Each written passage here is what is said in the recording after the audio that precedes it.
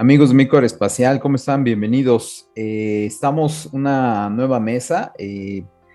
Vamos a aprovechar que hoy, que es 10 de agosto de 2022, se cumplen 40 años de la aviación supersónica en México. Me permití invitar a Mariano. Mariano, ¿cómo estás? Hola Pepe, buenas noches, muy bien, gracias. Pues bueno, pues vamos a empezar. ¿Cuáles serían tus impresiones 40 años después de haber comenzado a operar la Fuerza Aérea Mexicana, el primer y único avión supersónico en su historia? Pues es una fecha importante en el mundo de la aviación mexicano, ¿no? La verdad es que nunca habían operado un avión como el F-5, y no solo es la cuestión de operarlo, ¿no? Está las personas que se tuvieron que entrenar en él, el proceso que siguieron, el venir a México y vertir ese conocimiento en nuevas generaciones de pilotos. ¿Qué más exige? Está la cuestión de, pues ya trajeron el avión, pero ahora hay que mantenerlo. Northrop, hasta donde yo sé, siempre mantuvo buenas condiciones en esos términos. Ahora, Northrop no era responsable de mantenerlo, no era la defensa mexicana del país, pero vamos, Northrop nunca se negó a proveer servicios, ¿no? Fue el gobierno mexicano el que de algún modo ha ahí dejado un poco de lado la operación de aviones supersónicos, ¿no? Pero fue un hito, creo que histórico para el país, así como hoy tenemos una fragata, una nada más, muy moderna. En 1982-83, cuando los aviones empiezan a llegar a México, fue creo que muy importante, porque nunca en la historia del país se había tenido algo similar, ¿no? Estaban tal vez, no sé qué opines, el símil de los P-47 en la Segunda Guerra Mundial, pero el grado de tecnología aquí es muy, muy superior al de entonces, ¿no? Claro, yo creo que tenemos que recordarle a la gente porque se oye un desconocimiento, ¿no? De que son aviones de los 60, es un diseño de los 60, pero es un avión nuevo. En su momento, en 1982, yo creo que le competía al tú por tú a un F-16 Block 79, ¿no? Y yo creo que aún era una aeronave mucho mejor que el F-16, ¿no? Y tenía ciertas características que se estaban probando en el F-20, las extensiones alares, el radomo en forma de tiburón y ciertas capacidades electrónicas. Entonces, México en ese momento contó con el mejor avión que pudo haber comprado, ¿no? Y nuevo de fábrica. Sí, sí, qué bueno que estás tocando un punto, ahorita voy a él. Sí, el F-5 desde su llegada al escenario, el F-5F fueron aviones súper peligrosos, competitivos, y sí, como tú dices, ¿no? Existe ahí la falta de conocimiento de quien lo señala como un avión de los 60 y un avión de la época de Vietnam, ¿no? Y, o sea, póngalo en contexto. El F-5 en sus primeras versiones, la A y la B, sí participaron en el conflicto de Vietnam como prueba con los Scotchy Tigers, que fue una unidad de la Fuerza Aérea de Vietnam del Sur, que tuvo un desempeño, o sea, queremos criticar el F-5 como un avión de la época de Vietnam, los Scotchy Tigers tuvieron un desempeño increíble, y fue tan increíble que los rusos tomaron aviones de ahí en esa época para analizarlos, ¿no? Entonces, no sé, no hay que hablar sin saber en ese espacio, ¿no? El avión siempre fue peligroso, y la última versión que operó México, que creo que es la última que se produjo, no desmerece, y como dices, claro que le podía pegar en la nariz a los mejores aviones de la época. Si Sí, me permites, al F-14, solo usemos ese ejemplo, ¿no? En es los lo que te iba a 80. decir. El F-5E, la versión E, fue desarrollada y empezada a volar en el 72, 72, 73. El F-15, el F-16 y el F-14 estaban en las mismas situaciones, estaban empezando a ser volados en esas fechas, ¿no? Y probados. Y Sí, empezaban las primeras versiones. Entonces estaban al tú por tú, digamos, las cuatro aeronaves, ¿no? Que se desarrollaron en ese momento. te voy a contar una historia, si me permites, de F-5 contra F-14, ¿no? Hay un piloto un piloto y autor que se llama Dave Baranek, que es famoso porque no es piloto, corrección, es un río de F-14, hizo una carrera muy interesante en la Marina, en F-14, y él fue un instructor de Top Gun en la época de oro cuando salió la película de Top Gun, ¿no? Incluso él participó en la película y cuando gustes podemos platicar del tema porque nos iríamos por una tangente, pero Dave Oye, Baran es que creo que ahí está el ejemplo correcto. El avión que compite en esa película contra el F-14 es el F-5E, el sí, Tiger 2, disfrazado de MiG-28, ¿no? sí, Y sí le da batalla, ¿no? Tanto oh, en la película de manera de ficción como en la realidad. Por eso era un sí, avión agresor y estaba dentro de los escuadrones tanto del USAF como de la Marina, porque emulaba muy bien las características de aviones soviéticos, ¿no? A ver, sí, platícanos de este asunto. el F-5 Top Gun lo usaba para simular al MiG-21 y al A-4 para el MiG-17. Me quedo con una anécdota de este río. Eh, los enfrentamientos en Top Gun están muy, muy, muy... María, nada más explica qué es RIO, ¿no? El acrónimo en inglés. Va, sí, es Radar Interceptor Officer, que es El no que es va un atrás. piloto, es el que va sentado atrás, o como dicen ellos, es el que va sentado 6 pies atrás del piloto, ¿no? Pero es el encargado del radar, básicamente, y los sistemas de armas de medio y largo alcance. Es el personaje de Goose en la película de Top Gun, ¿no? De Top Gun, Bueno, claro. entonces, para que veas lo peligroso que era el F-5 contra el F-14. Una de las maniobras que los instructores de Top Gun, realmente, no estamos hablando de la película, una de las maniobras que usaban era engañar al F-14 en una trepada. Y el piloto de F-14, estudiante de Top Gun, se solía sentir muy confiado porque tenía el F-5 a tiro.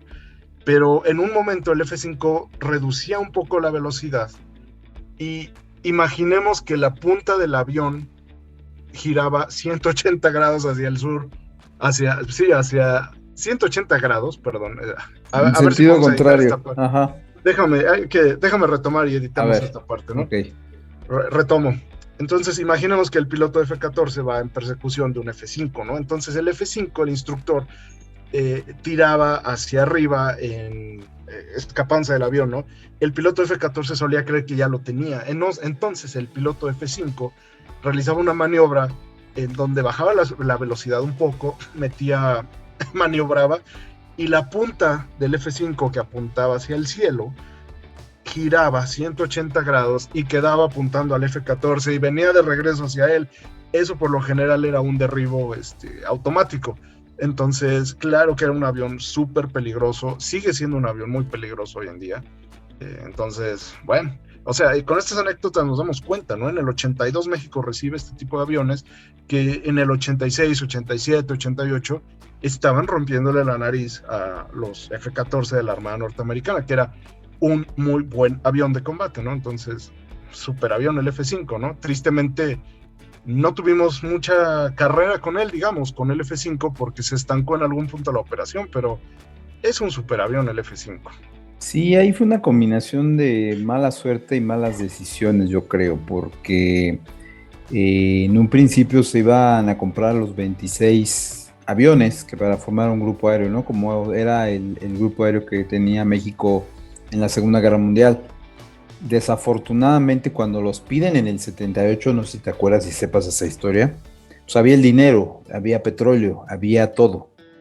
Viene la tontería esta que hace el Pentágono de sus políticas de aprobar cosas y empiezan a pedir a México que hiciera, sabes lo que piden, ¿no? Las cuestiones ambientales y ya se salieron fuera, se fueron por otro lado y pues obviamente los mandaron a volar, se fueron a buscar el CAFIR. Al final no resulta el plan del CAFIR, no porque el avión fuera malo, simplemente los israelíes querían vender su avión con un motor norteamericano y no le querían dar su parte a General Electric. Y General Electric obviamente dice, oye, pues ¿cómo vas a vender una turbina y a mí no me toca nada? Pues van al Senado, el Senado empieza a meterse y le prohíben a Israel la venta de los CAFIR si no se llega a un acuerdo monetario para la venta de los motores. No es porque alguien, la mano negra se metió o algo, no, simplemente los israelíes no visualizaron correctamente el negocio y no consideraron esa parte. Y Sí, entonces ahí es donde se cae toda la parte de los Cafir. Pero entonces cuando se cae lo de los Cafir, llega una nueva presidencia, que en este caso ya era Ronald Reagan, que tomó posesión en el 80 y cambia la política y dice, bueno, pues te los vendemos, no tenemos ningún problema, ¿no? sí, Nada más que cuando los venden, ya México ya se había gastado todo el dinero en un montón de cosas y ya nada más nos alcanzó para 12 aviones.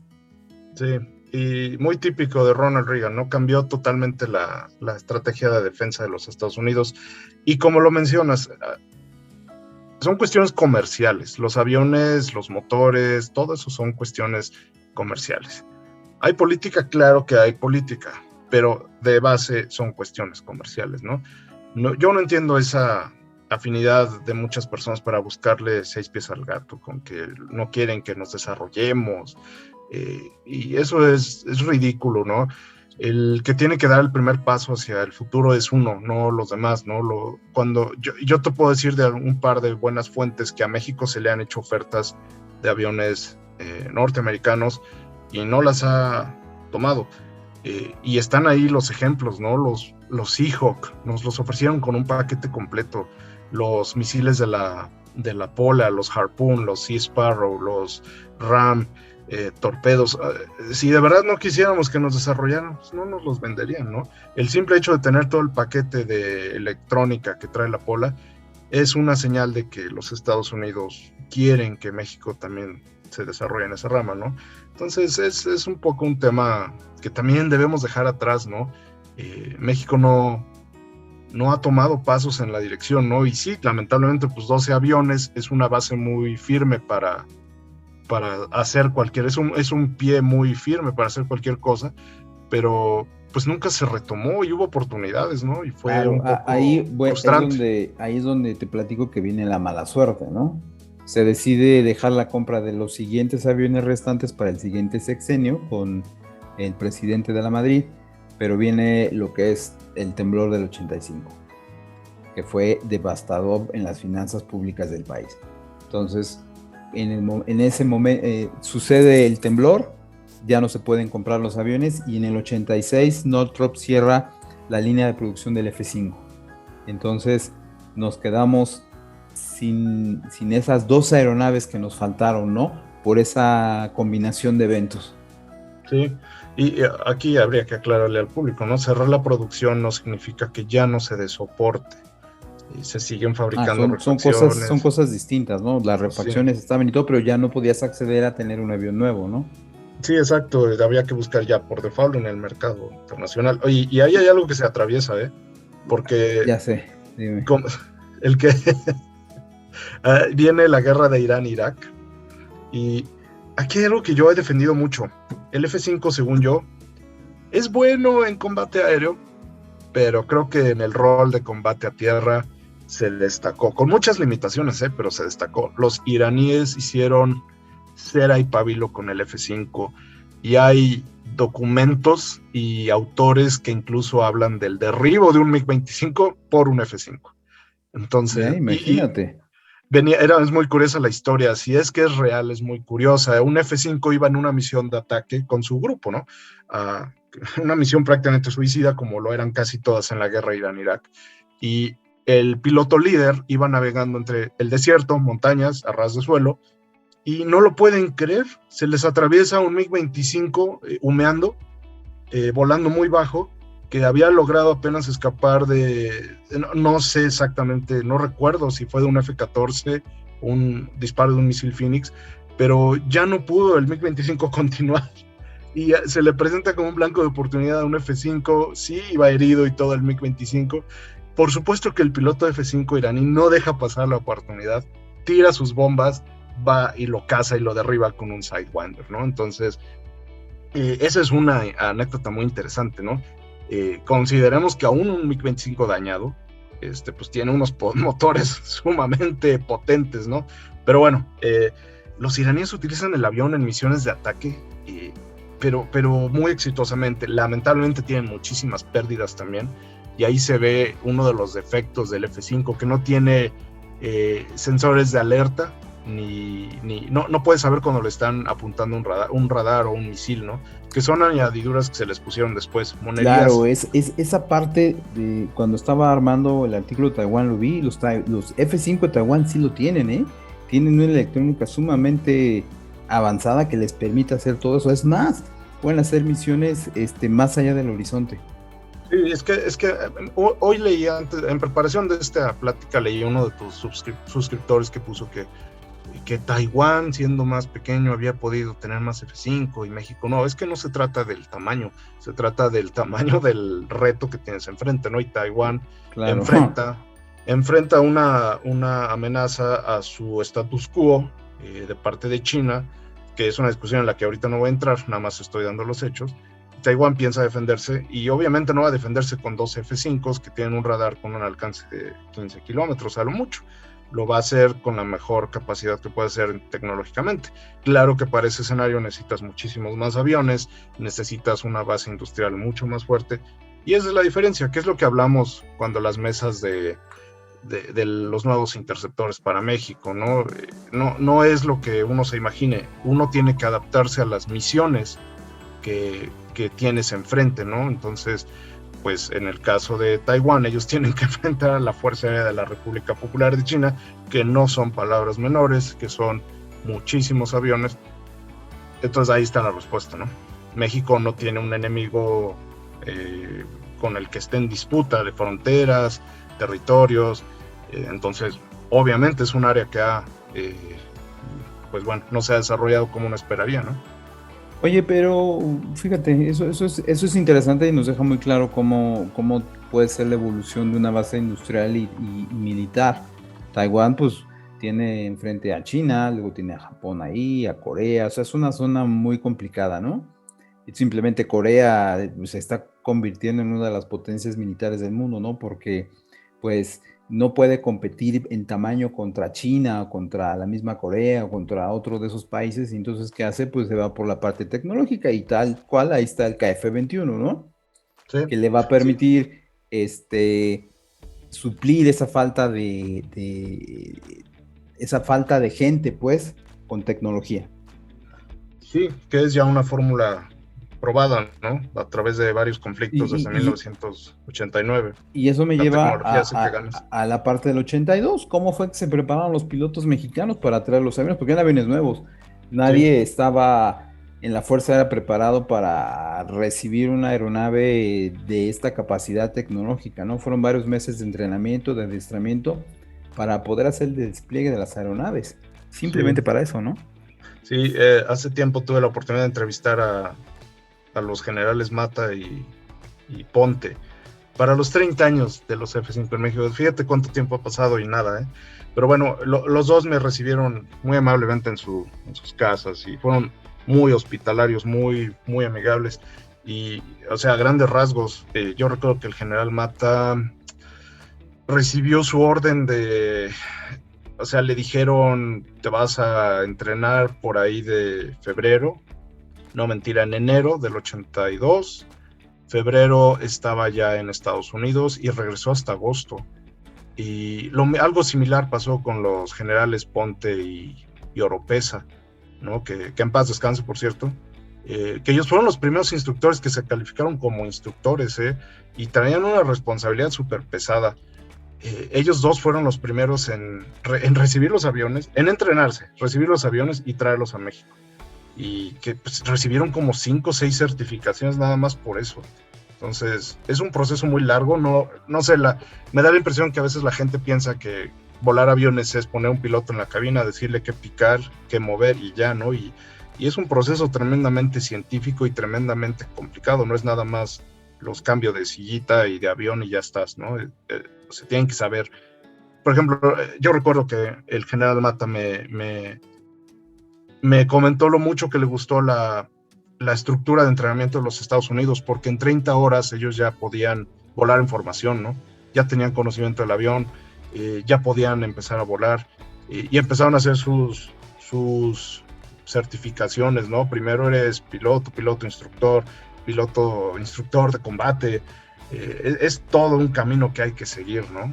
Es muy, muy interesante el proceso que siguieron estos primeros pioneros de los F-5 en México.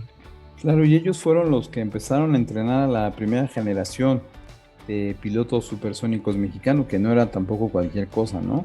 Tenían que tomar esa estructura que aprendieron y replicarla en México y usar, por ejemplo, las zonas de vuelo restringido para poder volar supersónico, ¿no? En este caso.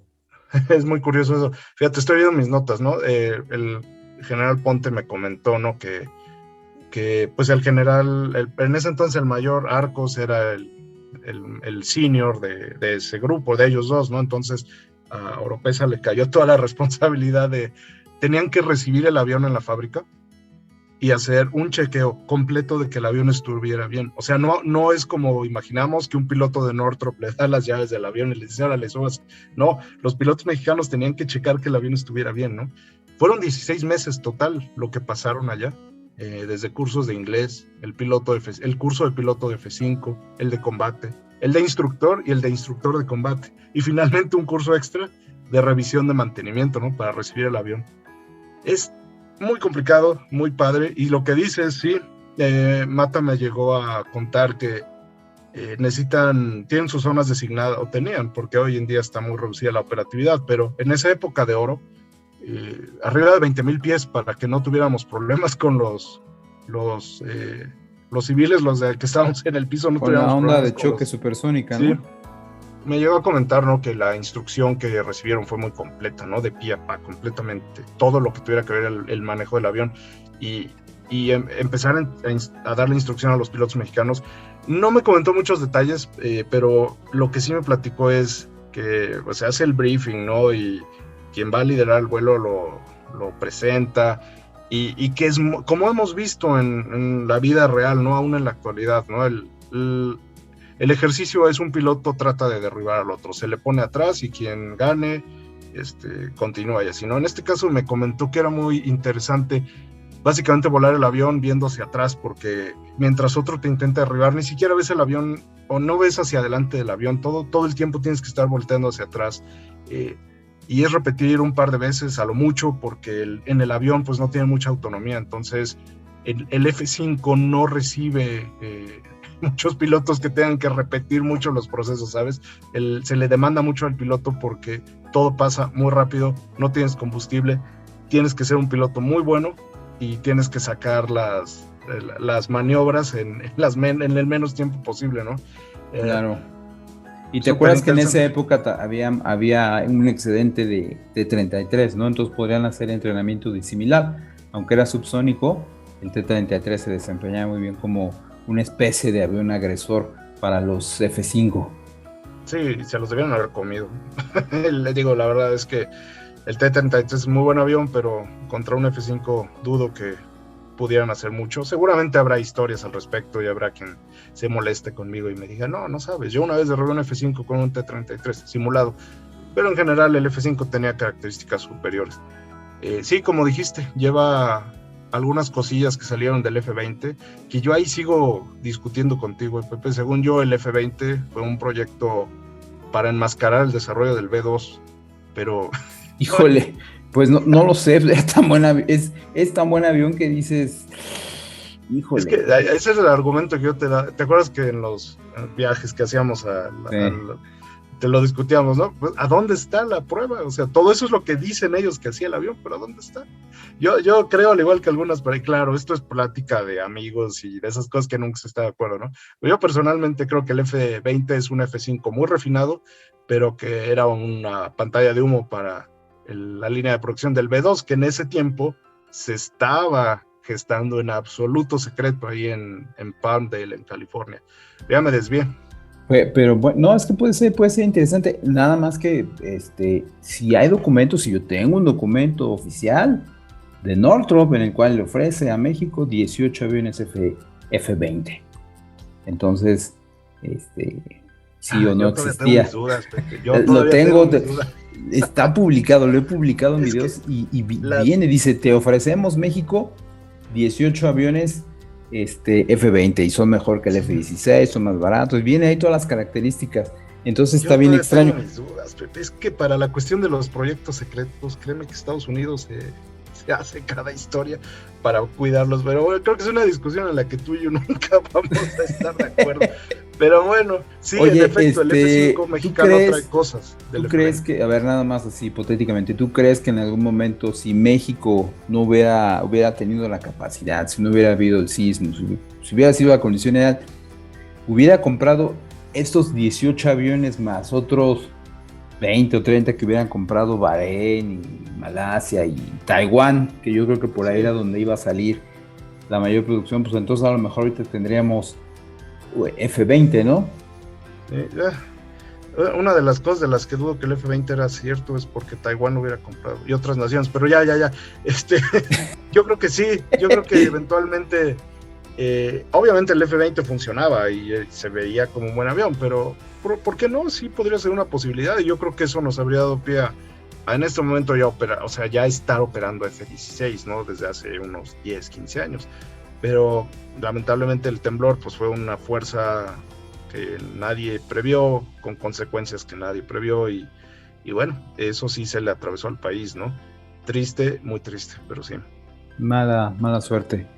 Pero bueno, y siguiendo con el adiestramiento de los pilotos, durante los primeros 10 o 15 años fue constante el intercambio de pilotos mexicanos con pilotos norteamericanos. Es más, hubo un piloto norteamericano que estuvo volando dentro del escuadrón y si hablas con cualquier piloto de F5 te va a decir que fue a Arizona a tomar el curso de adiestramiento de combate, ¿no? Sí, todos, hasta donde yo sé, todo piloto, al menos de estos primeros pilotos, todos iban al eh, Escuadrón 425 de entrenamiento Tactical Fighter Training Squadron. Está muy rebuscado, que su rodela es una viuda negra y es un escuadrón universal. Ahí, a mí me da mucho orgullo decir esto porque cuando el general Mata va a hacer su curso de instructor en el 86, llega a una clase donde él tiene que impartir el briefing cuando él es el líder a pilotos de Bahrein, de Taiwán, de Turquía. Entonces, que los pilotos mexicanos no son profesionales, pues claro que lo son, y el programa de adiestramiento de los Estados Unidos es excelente, entonces permite este tipo de integración, o sea, entre ellos si se pueden hablar en sus idiomas, nadie se entiende nada, pero todo lo amalgaman en un entrenamiento, en una estructura muy buena, y, y ahí está el resultado, ¿no? Y claro, los pilotos mexicanos van, aprenden a volar el avión, regresan, y aquí mismo se empieza a dar instrucción a pilotos mexicanos exitosamente. Entonces, que no funcionan estas estructuras, que nos quieren ver siempre, que no nos desarrollamos, no es cierto, esas son tonterías, ¿no? La verdad es que México es el que hace mucho tiempo está rezagado en este tema, ¿no? Tú y yo tenemos una plática pendiente con el público sobre cómo están las cosas actualmente en los aviones más modernos de combate.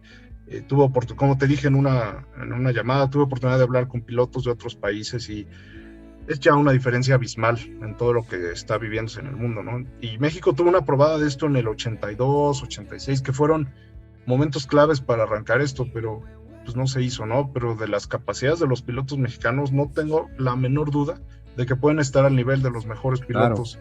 Y se cuentan historias, ¿no? De que pilotos mexicanos volando en F-5 norteamericanos combatieron contra F-15, contra F-16 y parece que salieron bastante bien. Pero claro, no lo dudo, ¿no? Y de igual modo sabemos que hubo pilotos mexicanos volando F-16 en pruebas y así, ¿no? Entonces siempre ha habido ese, digamos, guiño hacia, vamos México, aviéntate, ¿no? Porque tus pilotos sí lo pueden hacer, volar contra un F-15 pues no son palabras menores, y no dudo que nuestros pilotos lo hayan hecho, ¿no? Entonces, de igual modo, yo recuerdo que los comentarios de estos pilotos fueron, eh, salían a los polígonos de tiro, y era básicamente, practica todo lo que quieras con toda la munición que traes, ¿no? Acábatela, y era dispararle a tanques, a blancos ficticios. O sea, los pilotos mexicanos se entrenaron perfectamente bien para este tema, ¿no? Entonces no sé qué. Lamentablemente las condiciones del país no evolucionaron para incrementar la flota y luego tuvimos mala suerte en el exterior, ¿no? Nos ganaron los aviones. eh, es complicado, ¿no? Como se suele decir, pero pues para ellos fue un gran. Fíjate que recuerdo que Incluso eso que dijiste a los T-33, PC-7 y demás, todo eso fincó una base muy buena para los pilotos porque les dejó empezar a tener 6 o 7 gravedades que en el T-33 o PC-7 no se sienten o no las pueden llevar, ¿no?